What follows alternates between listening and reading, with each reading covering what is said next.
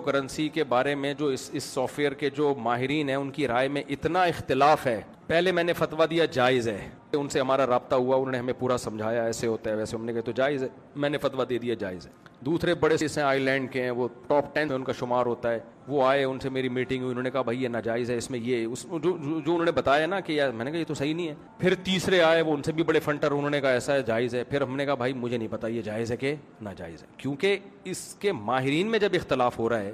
دیکھو اب لوگ کہتے ہیں مفتی لوگ فتویٰ کیوں نہیں دے رہے. آپ کے سامنے کوئی کھانا آیا, ایک آدمی کہہ رہا ہے یہ چوری کا ہے, یہ گدھے کا گوشت ہے, سوری, دوسرا کہہ رہے نہیں گائے کا گوشت ہے. تو مفتی کہے گا بھائی اگر گائے کا گوشت ہے تو حلال ہے, گدھے کا ہے تو حلال نہیں ہے. آپ نے کہا نہیں مفتی صاحب یہ کنفیوژن والا جواب نہیں, آپ تحقیق کرو. میں نے تحقیق کی, قصائیوں کو بلاؤں گا نا میں. ایک قصائی کہہ رہا ہے گدھا ہے, میں نے خود کاٹا ہے. دوسرا کہہ رہا ہے نہیں بھائی گدھا نہیں ہے, گائے ہے, اس کے پائے بھی پڑے ہوئے ہیں, پائے دکھا دیے مجھے, میں فتویٰ دوں گا حلال ہے بھائی, میں نے پائے دیکھ کر آیا ہوں. دوسرے نے گدھے کے پائے دکھا دیے مجھے, گدھے کے پائے ہیں, میں فتویٰ دوں گا بھائی حرام ہے. تو میں اپنا فتویٰ روز چینج کروں گا. تو اس سے بہتر نہیں ہے میں خاموشی اختیار کر لوں کہ یار یہ قصائی ہی نہیں ایکسپلین کر پا رہے ہیں کہ یہ گدھا ہے یا گائے ہے. تو جس نے کھانا ہے اپنی ذمہ داری پہ کھائے, جس نے نہیں کھانا وہ کیا کرے, احتیاط. تو اس لیے کرپٹو کرنسی کے بارے میں نہ ہم حلال کہہ رہے ہیں نہ حرام کہہ رہے ہیں, جب تک اس کے بارے میں ان کے ماہرین کی کوئی رائے قائم نہیں ہو جاتی ہم خاموشی اختیار کیے ہوئے. ناجائز بھی نہیں کہتے کہ ایسا نہ ہو آپ کروڑوں کا نقصان کر بیٹھو, کل بولو لو بھائی اب تو مفتی صاحب خود کاروبار کر رہے ہیں, صحیح ہے نا, اور ان کے اب حلال ہو گیا. تو اس لیے ہم خاموشی, بھائی جو کرنا ہے آپ خود سمجھو اس کو. شریعت کے اصول اور ضابطے میں آپ کو بیان کر دیتا ہوں. اصول اور ضابطہ یہ ہے کہ جس چیز کا آپ رسک لے سکتے ہو, رسک ہو, اس کا پروفٹ آپ اٹھا سکتے ہو, سمجھ رہے ہیں, اور ملکی قوانین بھی اس کو لیگل کرتے ہوں. اس طرح کی چند چیزیں ہیں. اور اس کرنسی سے کرنسی برائے کرنسی مقصود نہ ہو. کرنسی کبھی خود مقصود نہیں ہوتی, اس سے ایسٹس مقصود ہوتے ہیں. کرنسی برائے کرنسی نہیں ہونی چاہیے. پھر کرنسی کو جب کرنسی کے بدلے میں بیچا جاتا ہے تو برابر سرابر بیچا جاتا ہے, اگر اسی جنس کی کرنسی ہے. ہاں ڈالر کو روپیے میں بیچ رہے ہیں تو کمی بیشی ہو سکتی ہے, اور شریعت میں یہ کہ دونوں طرف ایٹ اے ٹائم قبضہ ہونا چاہیے جب آپ بیچتے ہیں. تو چند اصول ہم بیان کر سکتے ہیں, باقی یہ میری ابھی تک سمجھ میں آیا نہیں ہے, اور ماہرین کی رائے میں بڑا اختلاف ہے اس میں. تو آپ کریں اپنی ذمہ داری پہ کر لیں. جامعۃ الرشید کا آفیشلی فتویٰ نہیں ہے, ان کے کسی پرسنل مفتی کا فتویٰ ہے, لیکن اس پہ بھی اویس پراچا صاحب کا ہے, لیکن ان پہ بھی بہت سارے جامعۃ الرشیدی کے علماء کو اشکالات ہیں. مفتی تقی عثمانی صاحب نے اس بارے میں ابھی تک کوئی رائے دی نہیں ہے. مفتی صاحب میرا سوال یہ کہ داڑھی پر کلر کرنا, خضاب لگانا, براؤن لگا سکتے ہیں, بلیک نہیں لگا سکتے. 40 سال کے بعد لائٹ براؤن, کیونکہ آج کل جو ڈارک براؤن ہے وہ بھی بلیک جیسا ہی ہوتا ہے, تو لائٹ براؤن لگا سکتے ہیں 40 سال کے بعد, اور 40 سال سے پہلے بلیک بھی لگا سکتے ہیں. اور خواتین کی ایج اگر 40 سال سے زیادہ ہو جائے تو اگر شوہر کا بہت زیادہ اصرار ہے کہ بھئی بلیک, کیونکہ بعض کی کسی بیماری سے سفید ہو جاتے ہیں, تو خواتین کے لیے اس کی بھی گنجائش ہے. مرد کے لیے گنجائش نہیں ہے بلیک لگانے کی, سوائے جنگ کے موقع پہ دشمن پہ روپ ڈالنے کے لیے. دشمن کو لگے بھئی کوئی جوان ہے, ایسا نہ ہو دشمن کے اتنے بزرگ آ گئے تو دم کر دیں آپ ہمارے اوپر, ٹھیک ہے نا, دشمن پہ روپ کے لیے. نارملی 40 سال کے بعد مرد کے لیے بلیک کلر کی اجازت نہیں ہے, لائٹ براؤن لگا سکتے ہیں. میرا سوال یہ ہے کہ آسٹریلیا میں اسلامک بینکنگ انسٹالمنٹ کم زیادہ ہوتی رہی. یار آسٹریلیا میں جو اسلامک بینکنگ ہے اس پہ بہت سارے اشکالات ہیں. مجھے کسی نے بتایا کہ وہ ڈاؤٹ ہے, اس میں ڈرامے بازی ہے, اس میں بینکنگ ہے نہیں. اب مجھے حقیقت معلوم نہیں ہے, تو جب تک میں پراپر وے میں اس کی تحقیق نہ کر لوں میں آسٹریلیا میں جو بینکنگ چل رہی ہے اس پہ فتویٰ نہیں دے سکتا کچھ, کیونکہ جب سے اسلامک بینکنگ آئی ہے نا تو کچھ لوگ اپنے منجن بھی بیچنا شروع کر دیا اسلامک بینکنگ کے نام پہ. اس کی نگرانی کون کر رہا ہے, کیا کیسے ہو رہا ہے, صرف ٹوپی ڈرامہ تو نہیں ہو رہا, پریکٹیکلی ایسا ہو بھی رہا ہے, بڑا مشکل کام ہے. تو اس لیے میں کوئی ذمہ داری نہیں لیتا اس کی. دیکھیں گھر لون پہ مورگیج پہ لینا جائز نہیں ہے, کیونکہ سودی قرضہ ہے. وہ شدید مجبوری ہو تو جائز ہے. شدید مجبوری کسے کہتے ہیں, شدید مجبوری اسے کہتے ہیں کہ رینٹ پہ مل ہی نہیں رہو, رینٹ پہ مل نہیں رہو. مثال کے طور پر ایک صاحب مجھ سے ملے, ان کے پشاور کی فیملی تھی, 6-7 بچے تھے ان کے, وہ رہتے ہیں اٹلی میں. کہہ رہے ہمیں کوئی رینٹ پہ گھر دے ہی نہیں رہا, کیونکہ وہ کہہ رہے ہمیں چھوٹی فیملی چاہیے. تو پھر ایسی مجبوری میں اب روڈ پہ تو نہیں رہ سکتا نا انسان, تو ایسی مجبوری میں گنجائش ہے. لیکن جب تک آپ رینٹ پہ رہ سکتے ہو تو آپ کے لیے مورگیج پہ گھر لینا جائز نہیں ہے. ہاں لوگ کہتے ہیں بھائی ایک گھر تو اپنی ضرورت کی ہے تو ہم کیوں نہیں لے سکتے.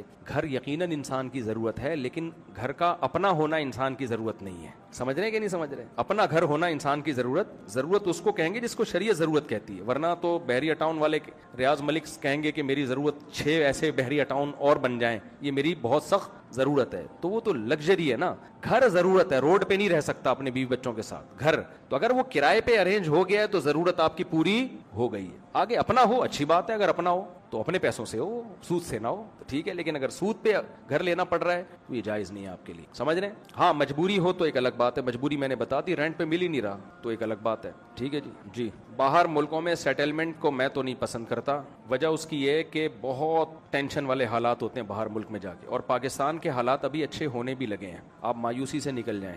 ہم لوگوں نے اتنا نیگیٹو سوچ لیا ہے. ابھی دیکھو ڈالر 278 یا 279 پہ آ کے رک گیا ہے. اب کسی سے بھی بات کرو یار, ایک اچھی خبر ہے اتنے عرصے تک رک گیا, لوگ کہتے ہیں اب یہ تو مصنوعی ہے. اب نا لوگ آٹو پہ سیٹ ہو گئے ہیں, نیگیٹیوٹی میں آٹو پہ کوئی بٹن دبا کے چلا گیا ہے ہمارا. یہ مصنوعی نہیں ہے, جو اندر کی خبر ہے نا. میں ایک مشہور آدمی ہوں تو ظاہر ہے ہر طرح کے لوگوں سے اٹھنا بیٹھنا ہوگا نا ہمارا. کیا خیال ہے؟ ہر طرح سے. میں رکشے والے کے پاس بھی بیٹھتا ہوں, اور بڑے بڑے بیوروکریٹس ہیں ان سے بھی ہماری گپ شپ ہوتی ہے. ہر طرح کے لوگوں سے ملتے ہیں ہم لوگ. تو ڈالر اصل میں 278 یا 280 چل رہا ہے میرا خیال ہے. اصل میں اور نیچے آ چکا ہے. اس کو یہاں روکا گیا ہے کہ ایک دم سے نیچے آنے میں بھی بہت سارے نقصانات ہیں. ورنہ ڈالر بہت, ہماری کرنسی پہلے سے بہت زیادہ اسٹیبل ہو چکی ہے. بجلی کا بل 7 روپے جو کم کیا گیا ہے, اب لوگ اس پہ بھی باتیں کر رہے ہیں اب یہ سب ڈرامہ نہیں ہے. یہ واقعی میں سستائی ہوئی ہے, سچی مچی کی سستائی ہے یہ. تو کبھی کوئی اچھی خبر سن کے خوش ہونے پر گورنمنٹ کی طرف سے کوئی پابندی نہیں ہے. خوش والی, جیسے غم کی بات پہ غم ہونا نیچرل ہے. بہت سارے غم ہم نے پاکستان میں دیکھے. مجھے یاد ہے میں نے GTO 125 رکھی ہوئی تھی کاواساکی میں. پٹرول بہت ڈلتا تھا. میں ایک دن گیا تو پٹرول ہی مہنگا ہو جا رہا تھا. نواز شریف کی حکومت تھی, پھر مہنگا ہو گیا. میں نے کہا یہ کیا ہے یار, جب آؤ 5 روپے مہنگا. تو ایک اور ساتھ بائک میں میرے بندہ ساتھ میں نا, میں نے کہا آپ کو ٹینشن نہیں ہو رہی؟ کہہ رہے یار اکیلے میرے لیے ہوا ہوتا تو ٹینشن ہوتی, سب کے لیے ہو رہا ہے نا.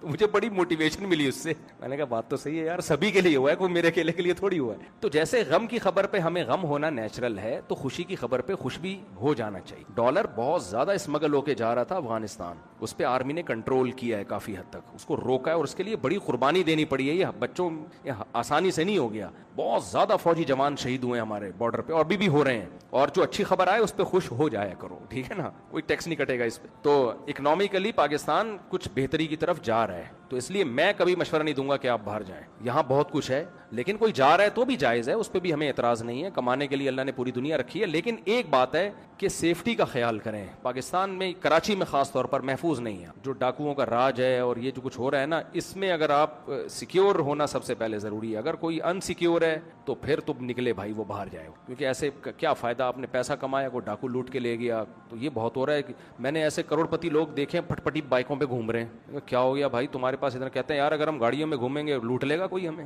مار بھی دیں گے. تو کراچی میں یہ امن بہت خراب ہے, تو اس کے خلاف احتجاج کریں, یہ بدامنی کے خلاف حکومت پہ دباؤ ڈالیں. تو یہ ایک بڑی خطرناک چیز ہے. علماء کونسل کا فلسطین کے مسئلے پر جہاد کا فتویٰ آ گیا. عام مسلمان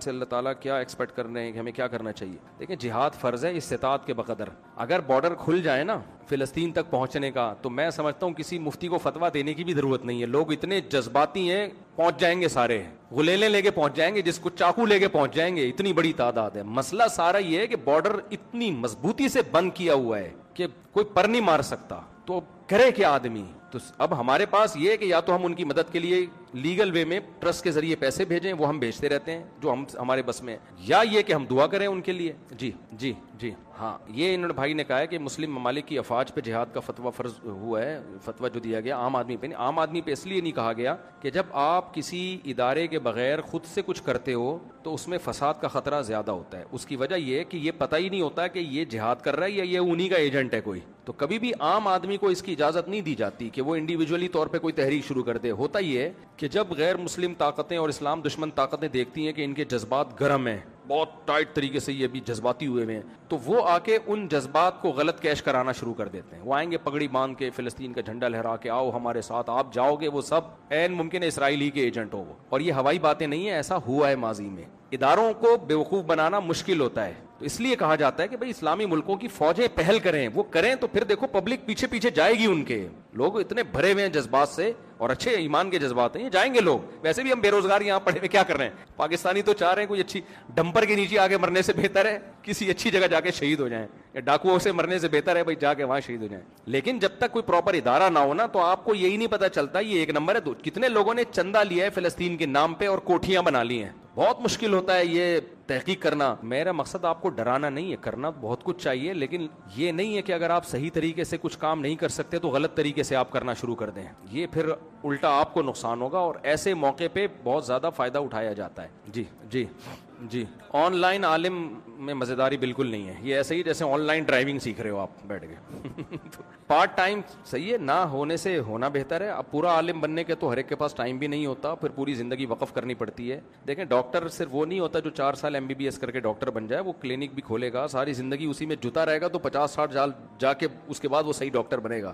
تو عالم کا بھی ایسا ہی ہے, مدرسوں سے فارغ ہو کے کوئی عالم نہیں بن جاتا. پراپر وے میں اسی کام میں لگے رہتے ہیں, ریسرچ کے کام میں, بعد جا کے انسان میں علم اسٹیبلٹی اس کے پیدا ہوتی ہے, اسٹیبل ہوتا ہے. تو اب وہ تو چند لوگ ہی ہو سکتے ہیں, وہ تو بچپن سے ہی ہے. تو بڑی عمر میں جو شارٹ کورسز ہو رہے ہوتے ہیں تفسیر کے, عربی گرامر کے, حدیث کے, سیرت کے, ان کورسز کو جوائن کرنا چاہیے. مفتی صاحب اسلام میں داڑھی میں کیا حدود ہیں؟ داڑھی رکھنا لازم ہے اسلام میں, یہ حدود ہیں. خواتین پہ پردہ لازم ہے, مردوں پہ جی انسپائر نہیں ہوتے. ہاں جی دیکھیں اس کی وجہ یہی ہے نا کہ یہ اسلام کا قصور نہیں ہے نا. اسلام ہے کہاں؟ اسلامی ملکوں میں اسلام ہوتا تو ہم کہتے نا, تو ہے نہیں نا. انہوں نے جو اسلام کی جو اس طرح کی تعلیمات تھیں وہ لے لی انہوں نے, ایمانداری, دیانتداری. اب قرآن کیا کہتا ہے, ناپ تول میں کمی کرنے والوں کو کیا خوف نہیں ہے کہ خدا کو جواب دینا پڑے گا؟ قرآن کہتا ہے ایک قوم ناپ تول میں کمی کرتی تھی, ہم نے پوری قوم تباہ کر دی.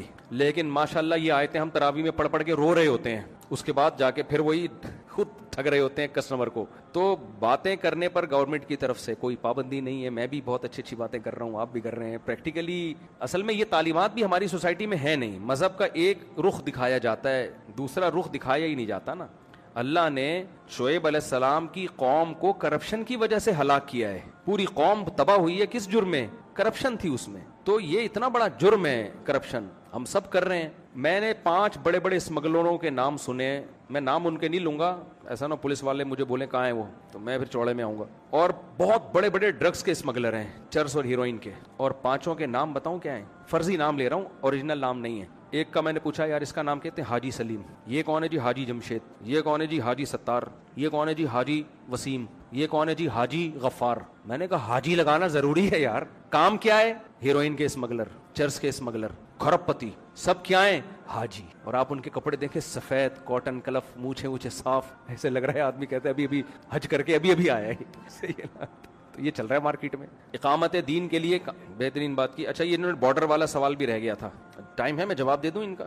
2 سوالوں کا میں جواب دے دوں, 2 سوالوں کا جواب دے دیتا ہوں. دیکھیں اسلام میں بارڈر کا حقیقت میں تو تصور نہیں ہے, ٹھیک ہے نا, ایک دارالاسلام اور ایک دارالحرب. لیکن کچھ چیزیں ہونی چاہیے, ہوتی نہیں ہیں. جب نہیں ہے تو پھر کیا کرنا چاہیے, یہ بھی اسلام نے ہمیں بتایا ہے. میں ایک مثال سے بات سمجھاتا. اسلام نے کہا جو حاکم ہے نا, جو آپ کا خلیفہ یا لیڈر یا حاکم, وہ نیک ہونا چاہیے, وہ پڑھا لکھا ہونا چاہیے, وہ عالم ہونا چاہیے. کیا خیال ہے؟ ہونا تو یہی چاہیے. لیکن جب نہیں ہے تو کیا کریں؟ ہے کون جناب, تو اب کیا کریں؟ اس کو بم سے اڑا دیں؟ تو اسلام نے دوسرا بھی ہمیں حکم دیا, اسمعوا واطیعوا ولو استعمل علیکم رجل حبشی کأن رأسہ ذبیبہ. صحیح بخاری مسلم کی بہت ساری حدیثیں اس پر, کہ جب بھی کوئی ایک حاکم ہو, چاہے جو مرضی ہو, تم نے امت کی اجتماعیت کے لیے اس کی اطاعت کرنی ہے. اور آسان, میں آپ کی بات کی طرف آ رہا ہوں. امام کیسا ہونا چاہیے؟ پوری داڑھی ہو, نیک ہو, بہتر ہے 4 بیویاں ہوں. ایک مثال دے رہا ہوں میں, صحیح ہے نا, شریف شرفا ہونا چاہیے, ایسے آدمی کو امام بنایا جائے. لیکن فقہا نے ساتھ ساتھ یہ بھی لکھا اگر نہیں ہے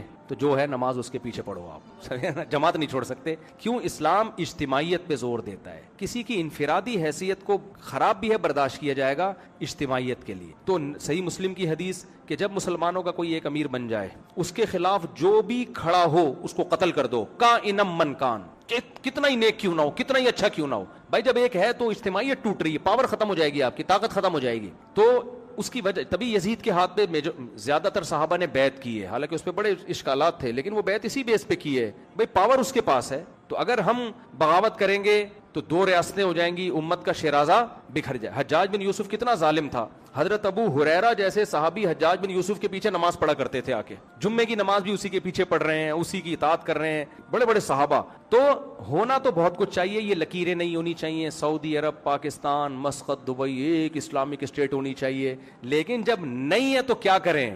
تو ان کو جوڑنے کے چکر میں اگر یہ ڈر ہے نا کہ مزید ٹوٹ جائیں گی, تو بھائی جتنے ٹوٹے ہوئے ہیں فی الحال اس پہ گزارا کرو. تبھی آپ دیکھو بنو امیہ کے دور میں ایک اسلامک اسٹیٹ تھی.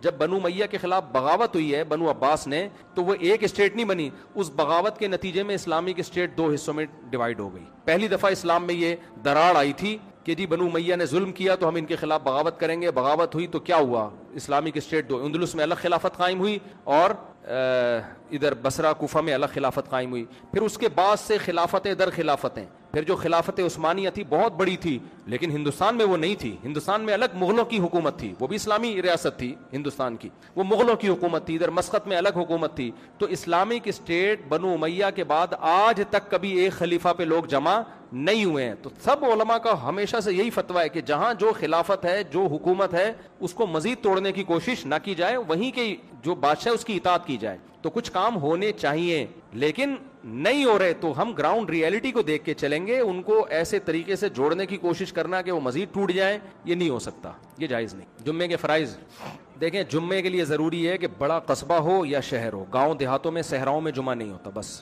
حدیث سے کہیں بھی ثابت نہیں ہے کہ صحابہ کے دور میں, نبی کے دور میں کسی گاؤں میں جمعہ ہوا ہو. گاؤں کے لوگ مدینہ آیا کرتے تھے. اصل جمعے کو اسلام نے ایک پروٹوکول دیا ہے کہ یہ آبادی میں ہونا چاہیے, شہر میں ہونا چاہیے, بڑا قصبہ میں ہونا چاہیے. ہمیں کہیں بھی نہیں ملتا. بعض لوگ کہتے ہیں وہ بحرین میں کوئی گاؤں تھا. وہ بھائی بحرین, اتنے سارے گاؤں ٹاپ کے آپ بحرین کیوں پہنچ رہے تھے مدینہ سے؟ تو اس راستے میں جتنے گاؤں تھے کہیں بھی نہیں ہوتا تھا جمعہ. تو اور وہ بھی قصبہ کبیرہ تھا جو بحرین میں, جو ہمیں روایات میں ملتا ہے. بحرین یا قطر میں کہاں واللہ عالم, لیکن ہمیں نبی کے دور میں کہیں نہیں ملتا کہ کسی گاؤں میں, صحراؤں میں جمعہ پڑھا گیا ہو. جمعہ بھی اور عید بھی ہزاروں لوگوں سے نہیں ہوتا. لوگ جتنے جنگل میں 100,000 لوگ بھی ہوں گے, جمعہ نہیں ہوگا وہاں پہ, ظہر پڑھیں گے. اور شہر میں 4 آدمی بھی ہوں تو جمعہ پڑھ لیں, وہ سمجھ رہے ہیں. 2 آدمی جمعہ نہیں پڑھ سکتے. جماعت کم از کم 4 افراد ہوں جمعے کے لیے. 2-3 افراد کا جمعہ نہیں ہوتا. ٹھیک ہے نا. چلیں بھائی, کافی ہو گیا میرا خیال ہے. سبحانک اللہم و بحمدک اشہد ان لا الہ الا انت. چلیں ٹھیک ہے, نماز